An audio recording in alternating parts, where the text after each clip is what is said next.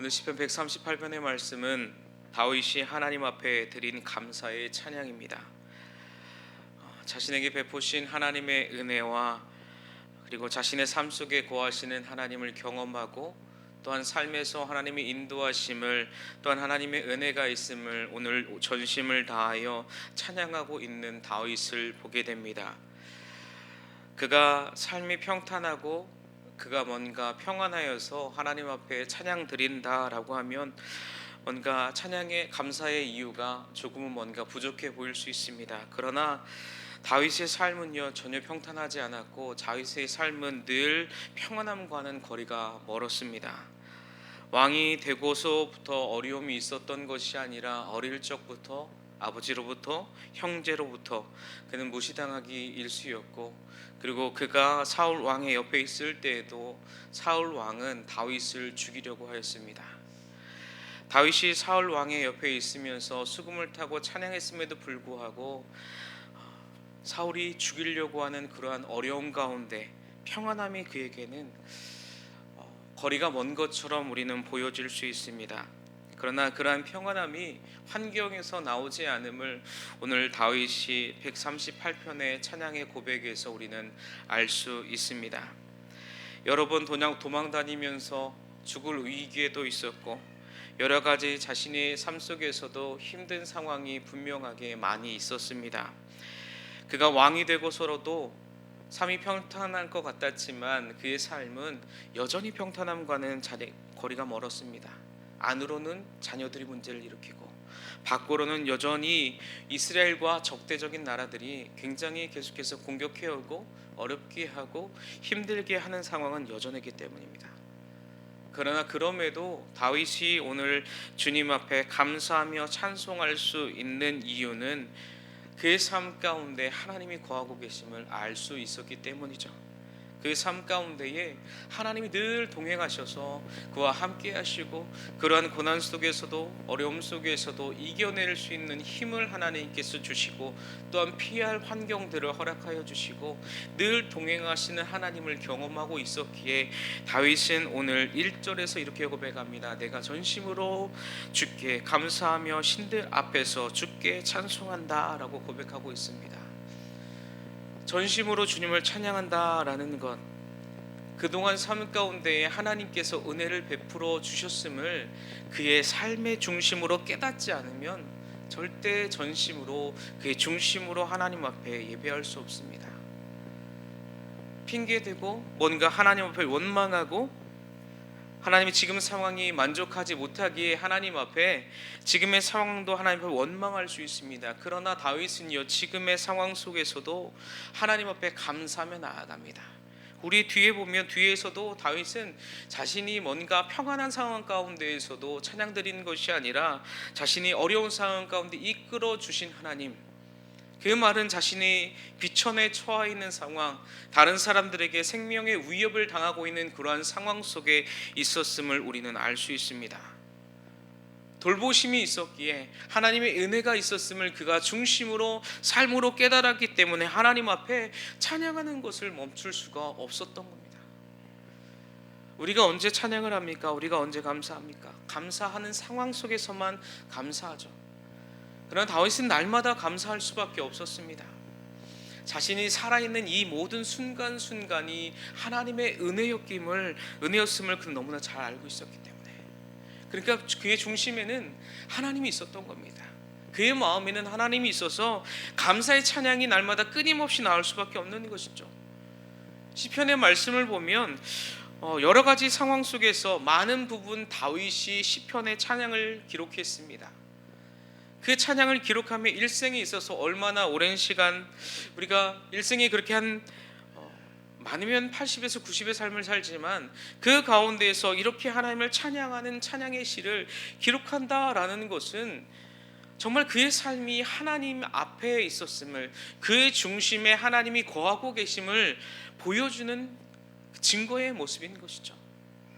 우리의 삶을 통해서 어떻게 보면 다윗의 그 삶과 다윗이 하나님 앞에 드렸던 찬양을 통해서 그의 중심이 얼마나 하나님을 향해 있는가, 그의 삶이 하나님 앞에 얼마나 감사하며 나아갈 수 있는가, 우리는 성경의 말씀을 통해서 분명하게 알 수 있죠.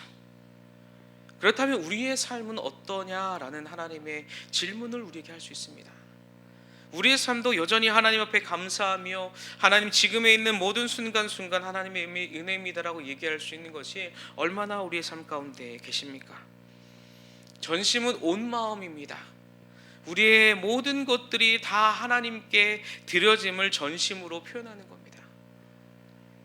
우리의 삶이 얼마나 주님 앞에 전심으로 나아가십니까? 기도할 때, 말씀을 읽을 때 우리의 삶에 어떻게 하나님 앞에 진솔하게, 하나님 나의 상황, 어떻게 보면 어려운 상황 가운데 있을 수 있고요, 뭔가 평안한 삶의 가운데 있을 수 있습니다.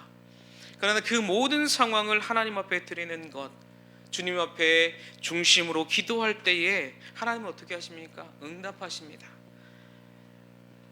열왕기하 20장의 말씀을 보면 병들어 있는 히스기야의 모습을 우리는 볼 수 있습니다. 그 가운데 하나님께서 이사야 선지자를 보내서 히스기야에게 말하죠. 너는 죽고 이 땅이 없을 거다라고 하나님께서 이사야 선지자를 통해서 말합니다. 그때 히스기야는요, 하나님 앞에 나아갑니다. 벽을 향하여 얼굴을 돌리고 하나님 앞에 기도하기 시작하면서 하나님 앞에 이렇게 기도합니다. 여호와여 구하오니 내가 진실과 전심으로 주 앞에 행하며 주께서 보시기에 선하게 행한 것을 기억하옵소서 하고 히스기야가 심히 통곡하더라 라고 히스기야의 기도의 모습을 열왕기하 20장의 말씀을 보면 그렇게 기록되어져 있습니다. 그의 삶이 히스기야도 어땠습니까? 하나님 앞에 진실하기 위해서 노력했습니다. 하나님 앞에 전심으로 나아가기 위해서 노력하였습니다. 그렇게 하나님 앞에 기도할 수 있는 것이죠. 하나님, 내가 하나님 앞에 진심으로 전심으로 나아갔던 그 모든 일들 하나님 기억하여 주소서. 하나님 기억하여 주소서. 얼마나 간절히 주님 앞에 통곡하며 기도했겠습니까? 통곡하다는 그 안에는요, 자신의 주님 앞에 부족함도, 그리고 하나님 앞에 도우심을 구하는 그 모든 것들이 그 통곡이라는 그 단어 안에 들어 있습니다. 다윗도 얼마나 하나님 앞에 통곡하며 나아갔습니까? 자신의 죄가 밝혀질 때 주님 앞에 엎드려 자신의 죄를 고백하며 나아가는 히스기야의 그 기도에 하나님은요 15년을 더 살 수 있도록 인도하여 주셨음을 우리는 잘 알고 있습니다. 그의 기도를 들으시는 것이죠. 그의 삶 가운데 지금까지 드려졌던, 물론 넘어졌을 때도 있습니다. 완전하게 깨끗할 수 있는 사람은 없습니다. 그러나 그가 하나님을 향한 진심, 그가 하나님을 향한 중심으로 나아갈 때에 하나님은 그의 기도를 들으셨다라는 것. 다윗의 삶의 중심에서도 하나님께서 분명히 함께 하셨음을 우리는 알고 있습니다. 다윗이 마음을 빼앗기지 않고 하나님 앞에 예배하고 찬양하고 하나님 앞에 시선을 드릴 수 있는 이유가 바로 여기에 있었습니다. 내 안에 거하시는 하나님, 나와 함께 하시는 하나님, 그 하나님이 계시기에 나는 오늘도 다른 것에 시선을 빼앗기지 않습니다. 하나님, 오늘도 다른 것에 눈을 돌리지 않습니다. 그것이 하나님만을 바라볼 수 있는 이유입니다. 우리 안에 주님께서 함께하여 달라는 날마다의 기도, 성령 충만의 기도, 성령 하나님 우리 안에 충만하게 거하여 주시옵소서, 주님 충만하게 거하여 주시옵소서라고 기도할 때 하나님은요 우리 안에 거하셔서 함께하고 계심을 분명하게 드러내십니다. 사실 마음을 뺏긴다라는 것은요 우리의 삶의 모든 영역의 모든 부분에까지 빼앗긴다는 결과에 이릅니다. 우리가 생각하는 것, 우리의 마음에 담아 있는 것이 우리의 삶에 드러나기 때문이죠. 하나님의 말씀이 있으면 말씀대로 살아가기 위해서 우리는요 우리의 삶이 움직입니다. 그러나 나의 욕심과 나의 정욕을 구하며 나아가는 삶을 보면요 우리는요 우리의 정욕만을 따라가고요 우리의 욕심만을 따라가는 우리의 삶의 결과에 이릅니다. 그래서 우리의 마음을 지키라라고 말씀하신 성경의 여러 가지 말씀과 함께 우리의 마음을 굳건히 지키도록 우리는요 굳건히 노력해야 합니다. 많은 유혹이 우리의 삶 가운데 있습니다. 많은 어려움이 있죠. 우리가 넘어가지 못할 여러 가지 환경들이 우리 앞에 충만하게 있습니다. 그러나 우리 안에 많이 있는 그러한 환경들보다 더 뛰어나신 하나님, 충만하신 하나님, 다윗은 그 마음을 지킬 수 있었기 때문에 주님 앞에 예배할 수 있는 거고, 하나님의 그 언약궤를 사모할 수 있었던 것이고, 하나님의 얼굴을 구하는 것, 하나님의 그 궁 안에 구하는 것, 문지기로만 있어도 주님 나는 행복합니다 라는 그 고백을 다윗은 할 수 있었던 겁니다. 하나님의 극률하신 은혜, 신실하신 한결같은 은혜, 변하지 않으시고 우리에게 부어주시는 은혜. 오늘 2절 말씀 후반절에 보면 이렇게 기록되어 있습니다. 내가 주의 성전을 향하여 예배하며 주의 인자하심과 성실하심으로 말미암아 주의 이름에 감사하오리니 이는 주께서 주의 말씀을 주의 모든 이름보다 높게 하셨습니다 라고 고백합니다. 주께서 주의 말씀을 모든 이름보다 높게 하셨다. 이것은 뭔가 말씀과 이름을 뭔가 어느 하나가 높다, 우월하다라고 비교하는 문장이 아닙니다. 이것은요, 하나님의 위대하심, 하나님의 약속은 변함이 없고 계속되어짐을 분명하게 말씀하고 있는 겁니다. 세번역 성경에서는요 이렇게 번역되어져 있습니다. 주의 이름과 말씀을 온갖 것보다 높이셨습니다. 가톨릭 성경은요, 당신의 이름과 말씀을 만물 위로 높이셨기 때문입니다 라고 번역합니다. 하나님의 이름과 말씀 둘 다 높다라는 겁니다. 오늘 뭔가 비교해서 표현한 것처럼 보여줄 수 있지만 둘 다 중요함을, 하나님의 말씀의 그 약속과 하나님의 그 이름, 그 어느 것 하나 우리가 놓칠 수 없다라는 겁니다. 그 두 가지 모든 것들 다 중요하다. 사실 다윗은 온전한 삶을 살지 못함을 우리는 알고 있습니다. 때론 죄를 저지르기도 하고요, 많은 전쟁을 해서 하나님의 성전을 짓고 싶지만 하나님께서 허락하지 않은 그러한 연약함도 그에게 분명히 있었습니다.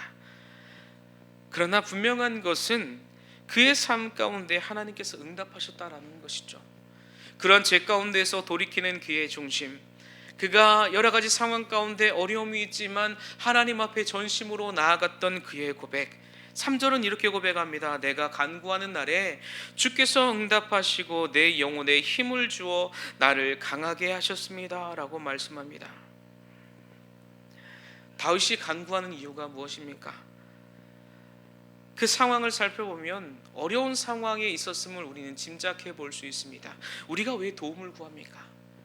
하나님 앞에 도움을 구하는 이유는 한 가지죠. 내가 어려운 상황 가운데 있기 때문에, 내가 감당 못할 상황 가운데 있기 때문에 하나님 앞에 하나님 나를 도와주소서 라고 주님 앞에 기도하는 겁니다. 그러나 하나님께서는 그 기도의 응답을, 그 기도의 소리를 들으신 것이죠. 응답하셨다. 근데 응답하신 것으로 끝나지 않습니다. 어떻게 합니까? 내 영혼에 힘을 주어 나를 강하게 하셨나이다. 하나님은요 다윗을 강한 자로, 담대한 자로 만들어 나아가셨습니다. 자신 문제 앞에서 우리가 낭망하고 좌절할 수 있습니다. 그러나 그런 상황 가운데서도 하나님은요 그를 절망 가운데가 아니라, 포기할 수 있는 상황 가운데가 아니라 그가에게 힘을 주어 무엇을 합니까? 나를 강하게 하셨다. 경험되어지는 겁니다. 하나님께서 힘 주시고 강하게 하신 것을 내가 보고 내가 경험하는 겁니다. 이것이 하나님이 우리에게 주시는 응답입니다. 많은 사람들은 오해하죠. 하나님이 언제 응답하실까? 하나님께서 언제 우리에게 임하실까? 언제 능력을 주실까? 우리는 그렇게 하나님 앞에 때로는 투덜대면서 하나님 언제 하실 겁니까? 도리어 하나님 앞에 질문하고 그렇게 나아갈 때가 있습니다. 그러나 분명한 것은요, 하나님께서 우리에게 힘을 주시고 우리를 강하게 하신다는 사실입니다. 이것은 우리가 실제적으로 체험할 수 있는 하나님의 은혜입니다. 그러나 우리가 인정하지 않기 때문이죠. 이게 하나님의 응답이야? 이게 하나님 앞에 기도한 결과야? 하나님께서 응답하셨지만 우리는요 하나님의 그 응답이 아니라 그 더 위에 있는 것, 뭔가 내가 더 능력이 더 세지는 것, 하나님이 우리에게 주시는 그 은혜와 능력은요 우리가 그 상황을 이겨낼 수 있는 힘입니다. 그리고 견뎌낼 수 있는 힘입니다. 뭔가 그것을 내가 이용해서 다른 사람들을 좌지우지하고 다른 사람의 것을 내가 힘으로 억누르는 것이 아니라 내 앞에 있는 그 어려움과 환난을 주님으로 인하여서 이겨낼 수 있는 그 언덕을 넘어가는 겁니다. 그는 언덕을 내려 넘어가면 내리막길이 있습니다. 그 내리막길 가운데에서도 우리는 어떻게 합니까? 조심해야 합니다. 등산을 하고 산에서 내려올 때에, 특히 올라갈 때에는 많은 사람들이 힘을 주어 올라갑니다. 그러나 특히 올라갈 때 조심하라고 하지 않습니다. 내려갈 때 조심하라고 합니다. 다리에 힘이 풀리기도 하고 이전에 보지 못했던 돌뿌리가 우리를 걸려서 넘어뜨릴 상황 가운데도 놓여질 수 있습니다. 우리가 섰을 때 조심하라고 하는 그 말씀, 하나님의 능력이 우리 안에 주어졌을 때에, 하나님께서 은혜를 주셨을 때에 우리가 조심해야 될 것, 교만하지 않는 것. 하나님께서 우리에게 은혜를 주시고 힘 주시고 능력을 주셨음에도 우리는요 하나님 앞에 감사해야 됩니다. 감사할 때에 그의 삶에서 계속해서 주님을 찬양하는 그 찬양의 목소리가 울려나는 것이죠. 아니면 우리는 불평합니다. 언덕을 내려갈 때 하나님 왜 이건 안 치워주셨습니까? 이전에 보지 못했던 우리의 걸림돌들, 하나님 앞에 원망할 때가 굉장히 많죠. 그러나 하나님은 우리에게 힘 주시고 용기 주시고 담대함으로 우리에게 나아갈 수 있는 것, 그 이유가 무엇입니까? 왜 우리는 주님께서 담대하게 하신 그 능력과 힘을 의지하며 나아가야 합니까? 다른 것에는 능력이 없기 때문입니다. 우리가 이전에 읽었던 시편 135편 15절 이후의 말씀을 보면요, 사람들 따라가는 우상들, 사람들이 섬기는 것들에는 아무런 능력이 없음, 생명이 없음을 하나님께서 분명하게 말씀하셨습니다. 그들은 입이 있어도 말 못하고 눈이 있어도 보지 못하고 귀가 있어도 듣지 못하고 아무런 호흡이 없다, 생명이 없는 자들입니다. 그런 하나님은 어떤 분이십니까? 오늘 4절의 말씀을 보십시오. 여호와여, 세상의 모든 왕들이 주께 감사할 것은 그들이 주의 입의 말씀을 들음이오며 그들의 영광, 여호와의 도를 노래할 것은 여호와의 영광이 크십니다. 아멘. 하나님의 영광은요 이 땅의 모든 왕들과 비교할 수 없는 그러한 크신 겁니다. 그러나 왕들은 어떻습니까? 왕들의 자리에서 백성들을 바라볼 때 어떻습니까? 백성들을 위한 삶을 살지 않습니다. 자신을 위한 삶을 삽니다. 그러나 하나님은 어떠한 삶을 사십니까? 6절의 말씀을 보십시오. 여호와께서는 높이 계셔도 낮은 자를 굽어 살피시며 멀리서도 교만한 자를 아심이니이다 라고 분명하게 말씀합니다. 높이 계셔도 굽어 살피신다라는 것, 하나님의 백성에게 하나님께서 지으신 하나님의 그 형상을 닮은 자이기 때문에 하나님은요 그 높은 데에서 계셔서 영광만을 받으시기 위해 그곳에 거하지 않습니다. 우리가 이 땅을 살아가는 많은 성도들에게 하나님은요 힘 주시고 의로함 주시고 능력을 우리에게 허락하십니다. 그냥 위에 머물러 계시는 것이 아니라 이 땅에 오신 것이죠. 손을 내밀어 주시고 또 우리에게 은혜를 베풀어 주신 것, 바로 예수 그리스도. 이 은혜를 생각하면요 우리는요 감당 못할 은혜입니다. 그 왕들은 그 높은 자에서 내려오기를 꺼려하고 자신의 그 자리를 유지하기 위해서 얼마나 많은 노력을 합니까? 그러나 하나님은요 그 모든 것들을 다 버리시고 인간의 몸으로 이 땅에 오셨습니다. 예수 그리스도의 몸으로 이 땅에 오셔서 우리를 위해 죽으시고 우리의 모든 허물과 우리의 모든 것들을 위하여 피를 쏟으셨습니다. 이러한 왕이 어디 있습니까? 이러한 하나님이 어디 있습니까? 다른 신들은 절대 그러지 않습니다. 우리 안에 있는 우리가 섬기는 것들을 보십시오. 내가 하나님보다 더 귀하게 여기는 것들은요 절대 그 자리에서 내려오려고 하지 않습니다. 내가 대접받기를 원하고요, 내가 더 섬김받기를 원합니다. 그러나 주님은요 섬기러 이 땅에 오셨다라는 것을 우리는 분명히 알 수 있습니다. 그 하나님께서 7절에 다윗에 이렇게 고백합니다. 내가 환난 중에 다닐지라도 주께서 나를 살아나게 하시고 주의 손을 펴사 내 원수들의 분노를 막으시며 주의 오른손이 나를 구원하시리이다. 아멘. 7절의 고백이 우리가 알고 있는 시편의 23편의 말씀과 조금은 유사합니다. 7절에선 이렇게 고백하죠. 환난 중에 다닐지라도 주께서 나를 살아나게 하시고 주의 손을 펴사 내 원수들의 분노를 막으시고 주의 오른손이 나를 구원하셨습니다. 시편 23편 4절에 보면 이렇게 고백합니다. 내가 사막의 음침한 골짜기를 다닐지라도 내가 해를 두려워하지 않을 것은 주께서 나와 함께 하심이라. 주의 지팡이와 막대기가 나를 안위하시나이다. 아멘. 다윗은요 그의 삶 가운데 자신이 사망의 음침한 골짜기로 다닐지라도 두려워하지 않았습니다. 하나님이 그와 함께하고 계심을 알고 있었기 때문에. 7절에도 고백하지 않습니까? 환난 중에 다닐지라도 주께서 나를 살아나게 하신다. 살아나게 하십니다. 내가 감당 못할, 이제는 내가 회복하지 못할 상황 가운데 있다라고 우리가 판단할 때 하나님은요, 우리를 살아나게 하십니다. 하나님 도저히 길이 안 보입니다. 하나님 도저히 내가 일어날 힘이 없습니다. 하나님, 그런 상황 가운데서도 하나님은 우리를 살아나게 하십니다.